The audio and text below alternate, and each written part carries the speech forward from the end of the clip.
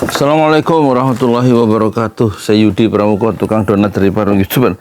Tertua di semesta saya mau bicara tentang hilirisasi atau penghiliran ya. Kata Erik, Menteri BUMN itu banyak orang yang nggak mengerti tentang hilirisasi. Sebenarnya sudah dijelaskan ya, bukan nggak mengerti ya. Coba bayangkan hilirisasi nikel itu 90% keuntungannya untuk Cina. Baik kata Erik maupun kata JK. Terus kedua 10%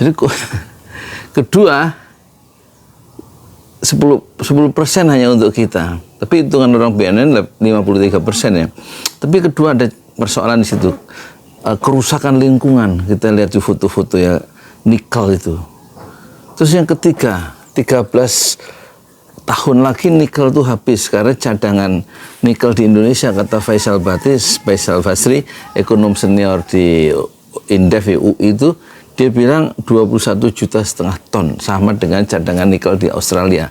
Nah, si proyek Cina itu 1 tahun mengeksplorasi 1,6 juta ton nikel. Jadi dalam waktu 13 tahun nikel itu habis katanya. Kata siapa? Kata Faisal Basri. Nah, itulah hilirisasi yang dimaksud makanya dia ngajak debat Luhut ya tentang hilirisasi. Luhut nggak berani, cukup staf saya. Sebenarnya Luhut itu kan pengecut ya, nggak siap dia secara intelektual berhadapan dengan seorang ekonom politik Faisal Basri ya. Dia nggak levelnya, dia nggak bidangnya gitu loh. Siapa? Luhut, makanya dia nyerahkan ke orang lain. Sekarang kita lihat hilirisasi kan beda dengan industrialisasi. Nah, Habibie punya konsep yang baru, yang intinya adalah added value yang disebut-sebut oleh pemerintah, itu added value-nya tinggi, nilai tambahnya di hilirisasi itu. Tapi jangan lupa dia menghabiskan sumber daya alam kita terkuras keluar ya. Dan pemilik pabriknya juga orang Cina.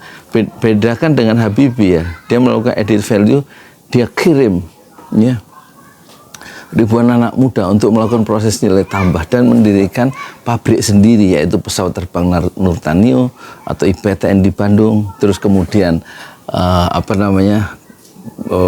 PAL di Surabaya. PAL itu pelabuhan industri kapal laut ya, milik pemerintah. Kemudian Pindad persenjataan di Bandung dan PT KAI Perkereta Apian. Jadi pabriknya milik kita.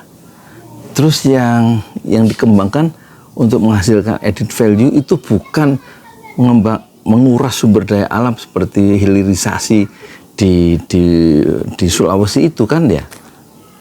Tapi sentuhan teknologi tinggi seperti rekayasa molekul, rekayasa biologi itu, atau sentuhan teknologi pesawat terbang ya.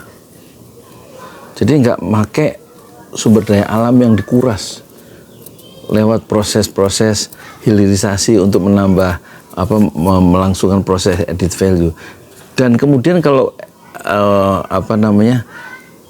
tenaga untuk melaksanakan hilirisasi, orang Indonesia kan dididik mungkin levelnya S1 mungkin atau SMK untuk menjadi operator dari pabrik yang dimiliki oleh Cina. Sementara Habibie itu menyasar teknologi tinggi dan dikirim mahasiswa S1, S2 ketiga dengan beasiswa dari pemerintah ya.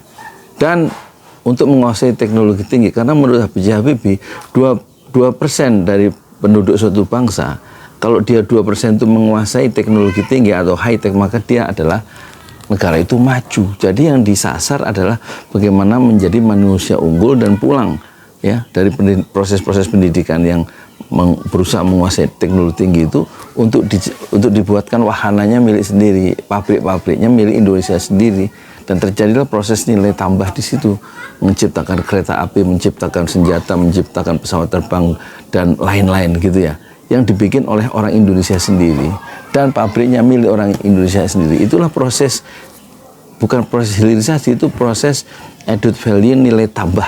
Itu ada di buku yang tadi saya cari, yang saya punya itu 800 halaman pikiran-pikiran Habibie. Sementara hilirisasi itu kan menguras emas, menguras tembaga, Habis lama-lama itu sumber daya yang nggak terbarukan. Itu kan diakui oleh Erick Thohir ini di dalam Bisnis Indonesia 15 Desember yang dibeli oleh istri saya, koran bekas ini. Ya kan? Apalagi upaya tersebut itu hilirisasi yang dilakukan oleh Freeport itu disertai dengan transfer teknologi dan rencana pembangunan smelter lainnya sehingga nilai tambah dari sumber daya mineral nasional kita makin besar. Menurutnya Indonesia tidak mungkin terusan menjual kekayaan alamnya lah. Dia ngaku itu ya dalam bentuk produk mentah karena tidak memunculkan manfaat yang berkelanjutan untuk negara. Terlebih sumber daya alam yang memiliki karakteristik tidak terbarukan alias bisa habis ya. Meski ada pihak yang nggak paham mengenai urgensi kebijakan penghiliran atau hilirisasi, tapi tindakan yang dilakukan oleh Presiden Joko Widodo adalah langkah tepat, kata Erick Thohir, dan kenyataannya memang harus terjadi dan berkelanjutan. Ini yang harus di-challenge oleh para ilmuwan ya. Langkah-langkah hilirisasi yang kemudian merusak lingkungan dan kemudian membuat proses nilai tambah itu terjadi, tapi untuk orang Indonesia nggak ada karena kita menjadi semacam tukang saja, menjadi kuli-kuli dari sebuah industri atau pabrik Cina. Proyek Cina maksudnya. Nah, kata Faisal Basri itu hilirisasi itu kan 90% keuntungannya itu nikel itu untuk menghidupkan industrialisasi di Cina kan. Jadi proyek hilirisasi ini kayaknya harus dihentikan deh oleh Anies Baswedan berdasarkan perspektif atau kerangka pemikiran dari para ekonom politik seperti salah satunya adalah Faisal Basri. Bisa nggak Luhut berkelahi secara intelektual dengan Faisal Basri? Kayaknya Faisal Basri akan menang dan Luhut akan keok dalam pertarungan intelektual yang brutal dan tajam untuk mempersoalkan hilirisasi, added value, industrialisasi dan lain-lain. Satu tema-tema yang tidak pernah dibuka di ruang-ruang publik, atau langsung diputuskan. Ya ini proyek Cina sampai 15.962, hampir 16.000 proyek Cina di Indonesia dan bukan milik orang Indonesia, tetapi menguras sumber daya dan kekayaan alam Indonesia. Padahal janji proklamasi di dalam alinea yang keempat adalah satu, ya pemerintah negara Republik Indonesia fungsinya atau tujuannya satu, melindungi segenap bangsa Indonesia. Dua, ya melindungi segenap tanah tumpah darah Indonesia. Ketiga, memajukan kesejahteraan umum. Keempat, mencerdaskan kehidupan bangsa. Dan kelima, ikut dalam perdamaian dunia berdasarkan kemerdekaan, perdamaian abadi, dan keadilan sosial. Siapa yang dapat keuntungan besar? Pejabat kita yang memberikan izin itu atau siapa? Mesti ada orang yang sangat diuntungkan, yaitu orang yang itu saja di lingkaran elit kekuasaan.